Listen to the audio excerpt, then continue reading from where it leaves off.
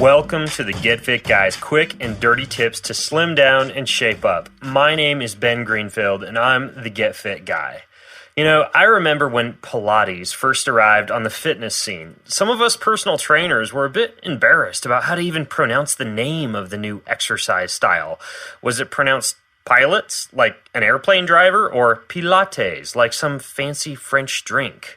Regardless, from private personal training studios to strange-looking devices called reformers, Pilates has emerged as a very popular form of exercise utilized by everyone from Gwyneth Paltrow to Madonna to 7-foot-tall professional basketball players. In this episode, you'll learn what Pilates is, how to start Pilates, who can use Pilates, and if Pilates will actually increase your fitness. So, let's start with what Pilates actually is.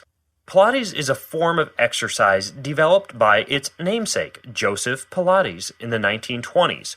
Originally, it was used as a rehabilitation program for prisoners of war who needed a safe and effective way to regain the fitness they lost during their sedentary captivity. Though most of the exercises in the original Pilates program were performed on a mat on the floor, Joseph developed special pieces of Pilates equipment, such as the reformer, to guide a person through proper range of motion for Pilates exercises until their body was strong enough to do the Pilates floor exercises.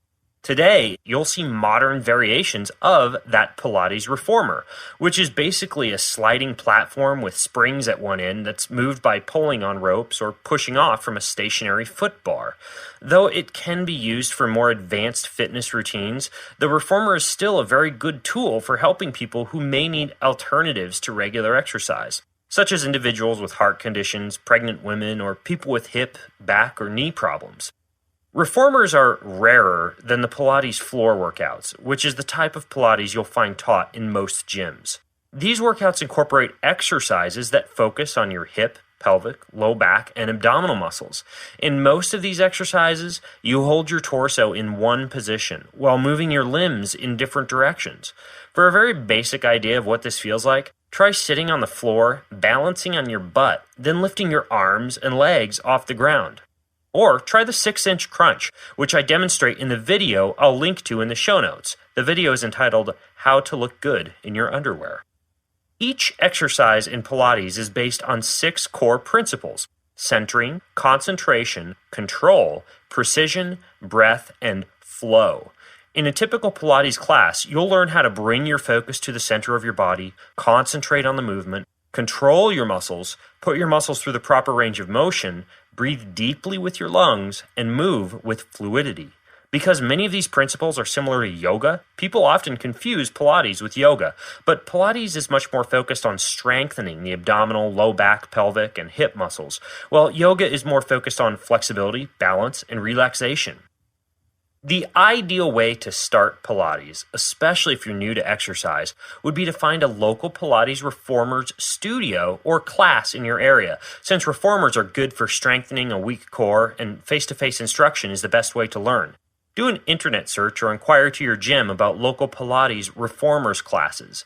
But even if you don't have access to a reformer, you can simply join a beginner's Pilates class at a gym, which will allow you to gradually strengthen your core muscles under supervision and instruction. You can also try a beginner's Pilates video. I found a great website with very good Pilates videos that I'll link to in the show notes. For most people, books are typically not very good for learning new exercises, unless they have an accompanying DVD or access to online video. If you're an athlete or you're already strong and confident with the fitness in your abdominal and low back muscles, then you may find that a Pilates workout presents new challenges and new movements that help you to become even stronger and more sculpted in your abdominal area. When I was bodybuilding and had very strong abdominal muscles, I tried Pilates a few times and discovered that while my abs were very strong, they didn't have much endurance and I was very tight and immobile in my hips and pelvic area. I would have never realized that if I hadn't tried Pilates.